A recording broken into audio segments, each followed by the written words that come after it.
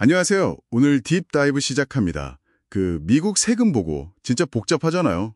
아, 네, 그렇죠. 오늘 저희가 받은 자료들 보면서요. 첫 단추, 납세자 지위, 영어로는 filing status라고 하죠. 이걸 좀 파헤쳐보려고 합니다. 아, 네, 파일링 스테이터스. 이게 정말 중요해요. 이게 그냥 서류 분류하는 게 아니라 실제 내는 세금 액수, 이걸 확 바꿀 수 있다면서요. 맞습니다.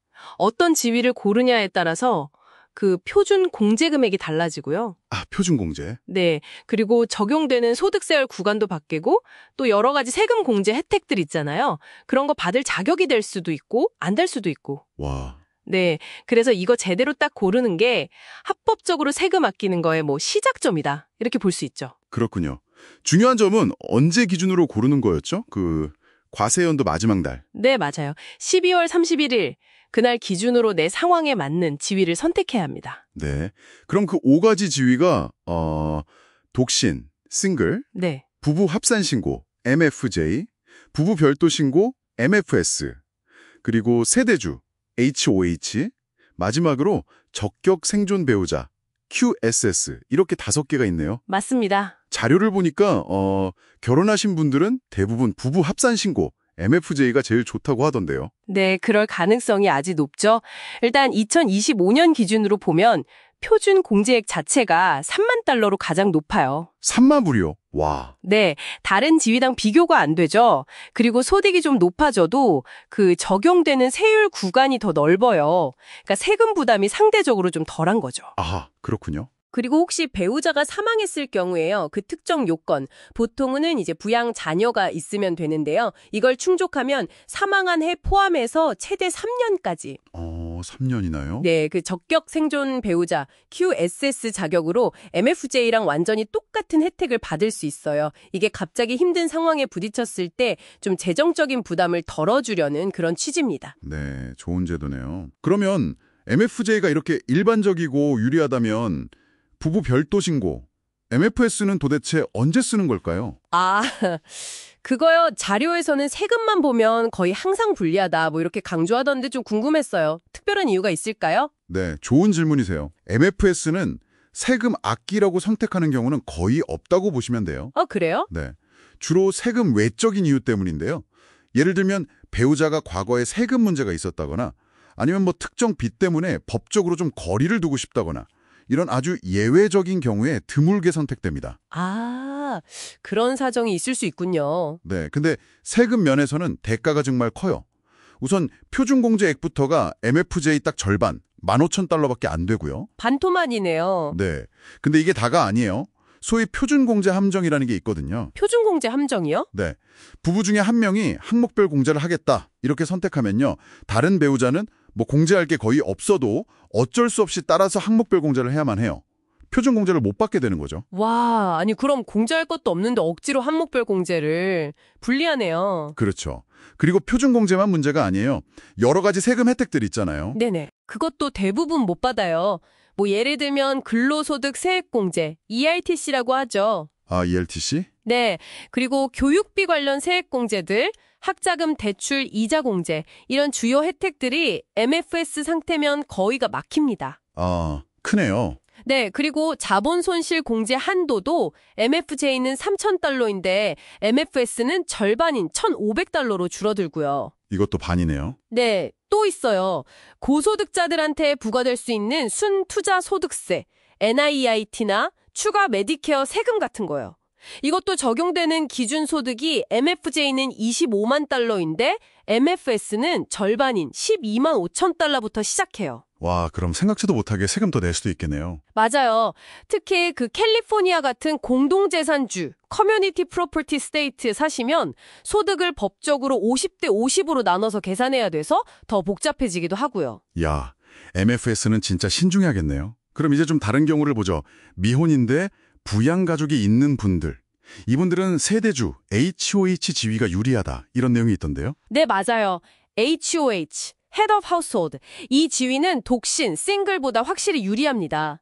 표준 공제액도 2025년 기준 22,500달러로 싱글 15,000달러보다 훨씬 높고요. 오, 이것도 차이가 꽤 크네요. 네, 세율 구간도 더 유리해서요. 세금 절약 효과가 꽤 큽니다. 근데 이것도 자격 요건이 좀 까다롭지 않나요? 네, 중요하죠. 자격 요건을 잘 봐야 돼요. 기본적으로는 과세연도 마지막 날 12월 31일에 미혼 상태여야 하고요. 그리고 집 유지 비용의 절반 이상을 본인이 내야 하고 또 적격 부양가족, 자녀나 특정 친척 같은 경우죠. 이 부양가족이랑 1년 중 절반 이상 같이 살아야 해요. 이게 기본입니다. 같이 살아야 하는군요. 네. 그런데 흥미로운 예외 규정들이 좀 있어요. 예를 들어서 법적으로는 결혼 상태지만 별거 중인 경우 있잖아요. 네네. 이때 배우자가 그 해의 마지막 6개월 동안 집에 같이 살지 않았고 다른 특정 조건들에 만족하면 세법상으로는 미혼으로 간주돼서 HOH 자격을 얻을 수도 있어요. 아, 별거 중이어도 HOH가 될 수 있다. 네, 특정 조건을 만족하면요. 또 하나 재미있는 건 부모님 부양하는 경우인데요. 부모님과는 꼭 같이 살지 않아도 돼요. 정말요? 아까는 같이 살아야 한다면서요? 네, 그게 자녀나 다른 친척의 경우고요. 부모님은 예외예요. 부모님이 사는 집의 유지 비용, 그 비용의 절반 이상을 내가 부담하고 있다면 부모님과 따로 살아도 HOH 자격이 될 수 있습니다. 와, 이건 진짜 알아두면 유용한 팁이겠는데요. 네, 그렇죠. 부모님 부양하시는 분들께는 중요하죠. 자, 그럼 오늘 딥다이브 내용을 좀 정리해 볼까요?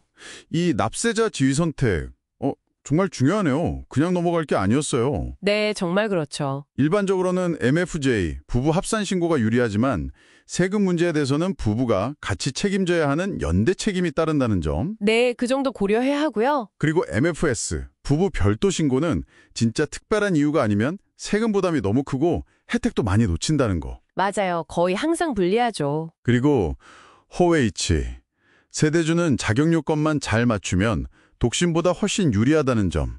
특히 결혼, 이혼, 사별, 자녀 출생같이 인생에 큰 변화가 있을 때는 꼭 내 지위를 다시 확인해 봐야겠어요.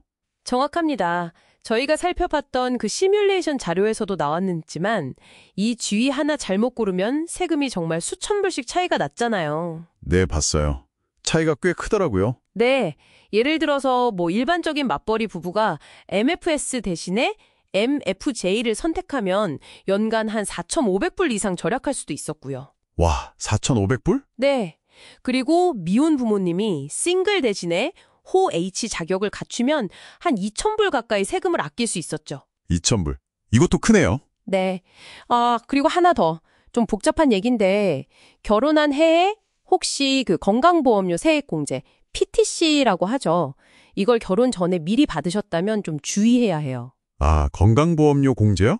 그건 왜요? 이게 MFJ로 신고하면 부부 소득을 합쳐서 다시 계산하는데요. 그럼 원래 받았던 공제액보다 훨씬 많은 금액을 다시 토해내야 할 수도 있거든요. 아, 그럼 세금 폭탄 맞을 수도 있겠네요? 네. 근데 다행히 결혼연도 대체계산법이라는 좀 복잡한 구제 규정이 있긴 해요. 자세히 설명하긴 어렵지만 혹시 이런 상황이라면 이런 게 있다는 것 정도만 알아두시는 것도 중요합니다. 그렇군요. 알아둬야 할 게 정말 많네요. 오늘 이렇게 쭉 얘기를 나눠보니까 이런 생각도 드네요. 이 납세자 지위라는 제도가 단순히 세금 액수만 정하는 걸까? 어떤 의미시죠? 그러니까 MFS에 불이익을 많이 준다거나 HOH에는 혜택을 준다거나 하는 게 어쩌면 사람들의 결혼이나 동거 아니면 가족을 어떻게 부양할지 같은 삶의 선택에도 좀 은근하게 영향을 미치고 있는 건 아닐까 이런 생각이요.